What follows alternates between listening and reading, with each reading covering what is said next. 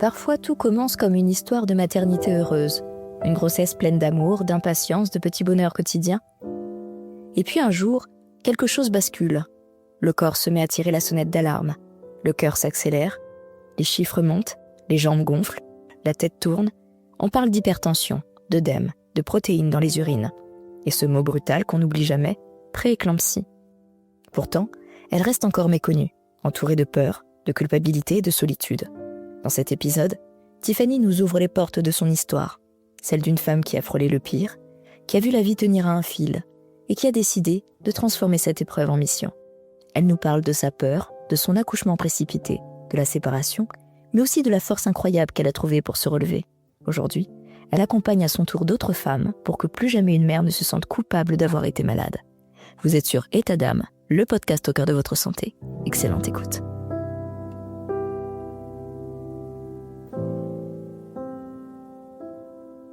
Ma grossesse, avant que les premiers signes apparaissent, en fait, elle se passait hyper bien. J'avais envie de faire complètement différemment que ma première grossesse. Ma première grossesse, voilà, c'était faite en clinique, avec suivi gynéco.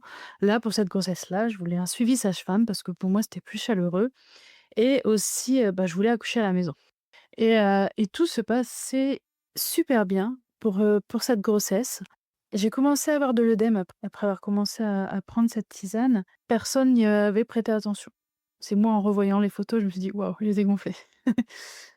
Et ensuite, ce qui s'est passé, c'est que, ma sage-femme s'est mise en arrêt maladie. On était début octobre, je devais accoucher, le 21 novembre et donc là, j'ai eu peur, très peur, en me disant: «Mais où est-ce que je vais donner naissance à mon bébé?»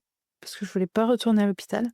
En parallèle, heureusement, j'avais une autre sage-femme, qui me suivait, pour, une préparation à la naissance via l'aptonomie. J'avais choisi ça parce que je trouvais ça super agréable et je voulais inclure mon partenaire dans la préparation à la naissance et du coup, elle a repris le suivi. Quand on a été donc une semaine après que ma sage-femme, s'est arrêtée, donc on avait eu une séance d'aptonomie avec elle.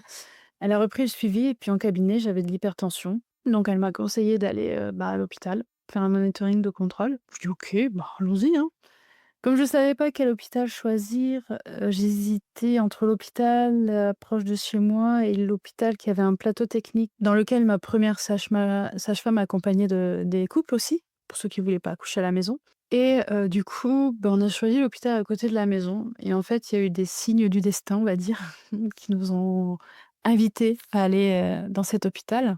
J'ai fait le monito de contrôle, tout se passe bien, des analyses, de sang et d'urine à faire, ensuite en laboratoire et au moment où on sort, on va dans l'ascenseur, on appuie sur le 0, on arrive au quatrième. Le quatrième étage de cet hôpital, c'est l'hôpital où c'est l'étage où ma grand-mère est décédée, il y a 7 ans avant. Je me suis rappelé aussi que la DPA, ce qui était prévu pour ce bébé-là qui était dans mon ventre, c'était, correspondait, à la date du décès de ma grand-mère. Donc on a choisi cet hôpital-là pour donner naissance. Donc ensuite j'ai fait les analyses, RAS non plus. Donc ensuite 15 jours après, de nouveau séance d'aptonomie au cabinet de la sage-femme. De nouveau, hypertension. Et puis, de nouveau monito de contrôle RAS et puis analyse, de sang et d'urine à faire derrière et ensuite le laboratoire appelle. Il me dit que les analyses sont pas bonnes, que je dois aller à l'hôpital. J'en sais pas plus. J'appelle l'hôpital, ils me disent de venir le lendemain. Le lendemain, donc l'hôpital me garde pour faire une analyse, d'urine sur 24 heures pour, la recherche de protéinurie. À la suite de l'analyse, là, l'hôpital me dit: On vous garde, vous faites une prééclampsie, on va vous déclencher». Parce que le taux était 10 fois pire que celui du labo. Donc au final, j'ai pas réellement eu, de symptômes qui m'ont alertée par rapport à ça. Et la prééclampsie, disons que c'est un enchaînement, parce que personne ne vous dit rien. Les œdèmes, l'hypertension, les protéinuries sont vraiment les symptômes de la prééclampsie, mais à l'époque, je le savais pas et personne n'a alerté. On fait de l'hypertension, on va à un monito de contrôle. Pourquoi, comment, on sait pas trop. Lors, de l'annonce du diagnostic j'ai pleuré. Quand on vous dit: «Vous faites une prééclampsie, on vous déclenche» et que là, tu es enceinte, tu sais pas du tout. Tu arrives à l'hôpital, OK, tu fais juste une analyse. Tu t'attends pas à ce qu'on te garde, à rentrer à l'hôpital et à ressortir avec ton bébé dans les bras, en fait. Même si au fond de moi, j'avais dit à mon homme, avant de partir à l'hôpital: «Tu prends la valise de maternité». Heureusement, elle était prête. Ben, voilà, ce fut un choc parce que je voulais pas être déclenchée. Déjà pour ma première, j'avais un risque parce qu'elle est née après la DPA. Donc le jour où elle est née à 3 heures du matin, à 8 heures, il voulait me déclencher et donc là, j'avais peur du déclenchement et bah, là, j'ai pas eu le choix. J'ai pas eu le choix de passer par là. Parce que si j'aurais attendu la DPA, bah, moi et mon bébé, on serait plus là aujourd'hui. Le plus difficile, c'est juste le fait que mon corps n'a pas été capable de mener la grossesse à terme. Pourquoi? Pourquoi mon corps, me fait ça? Pourquoi mon corps n'est pas capable de de faire en sorte que mon bébé aille à terme? C'est difficile, en fait. Et puis on se retrouve seul. Enfin, mon bébé s'est retrouvé en couveuse, c'est après la sortie de maternité, on m'a proposé un suivi psychologique, mais pendant rien du tout. Enfin, on sait pas c'est quoi cette maladie, les symptômes, on nous les explique pas. On se retrouve avec un petit bébé dans les bras, enfin ou plutôt sous couveuse, séparés, pas dans la même pièce, heu, pas dans la même unité. J'étais en maternité, elle était en néonat. Enfin, voilà, c'est extrêmement dur du coup d'être séparée de son bébé parce que c'est pas du tout ce que je voulais. Ouais, c'était très, très difficile au final. Tout était compliqué. À cette période-là, on se demandait enfin, on vit dans l'instant présent, tu penses pas au lendemain, donc c'est compliqué.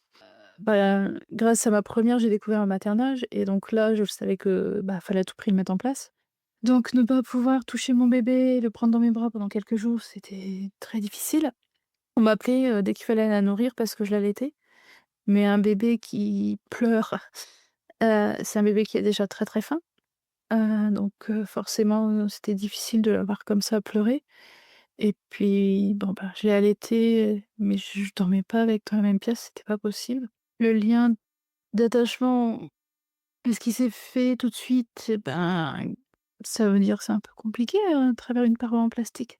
Mais heureusement, elle est restée une petite semaine seulement en couveuse et après, ça a été portage, portage, portage, portage. Tout le temps en porte-bébé, entre tétée et porte-bébé, c'est comme ça que ça a fonctionné. Il y a que la nuit qu'elle était dans son lit cododo et encore, c'était un lit cododo, heu, qui se posait dans le lit des parents, donc elle dormait entre moi et mon homme et je pouvais pas me séparer d'elle. Trop peur, qu'il m'arrive quelque chose. Elle était toute petite, ouais 42 centimètres et 2 kg 4. 2 kg 4 avant la couveuse, hein, 2 kg 100 après. Donc c'était vraiment un petit gabarit, c'était tout fragile et je sais que la famille, se plaignait un petit peu parce qu'ils voyaient juste une touffe de cheveux dépasser. Il était hors de question que les gens la prennent dans les bras plus que ça quand c'était le moment pour elle de dormir ou quoi, c'était non, non, c'est il fallait qu'elle retrouve, pour moi, les sensations qu'elle aurait dû avoir dans le ventre. C'était important pour moi qu'elle soit collée à moi. Psychologiquement, j'ai été voir une psy avec qui on a pu échanger, mais ça s'est plutôt bien passé parce que finalement, j'avais mon bébé vivant dans mes bras, donc voilà.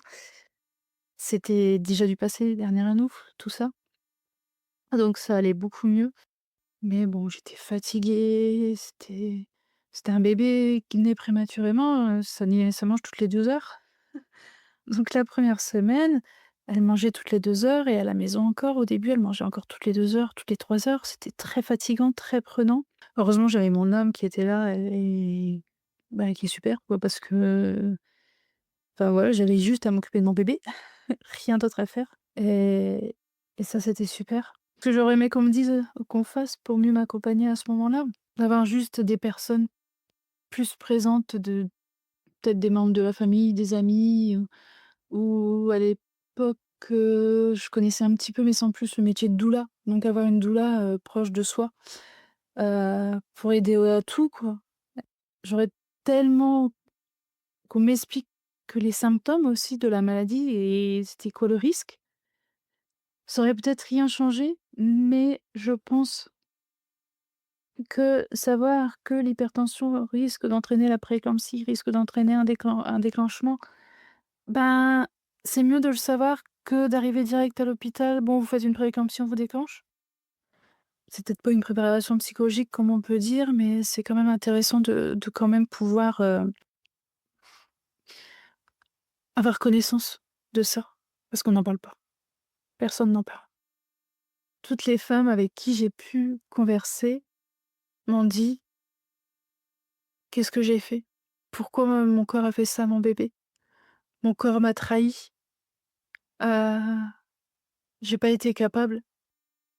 Pourquoi j'ai pas été capable de faire vivre mon bébé, hein?» J'ai discuté avec des femmes pour qui le bébé est décédé parce que né beaucoup trop tôt. C'est beaucoup de ces messages-là et la réponse, du monde médical, c'est souvent: «C'est comme ça, on n'y peut rien, ça arrive souvent à une première grossesse», moi on me l'a dit aussi, ça peut être dû à un changement de partenaire, enfin voilà, on sait pas et du coup c'est très difficile et très compliqué.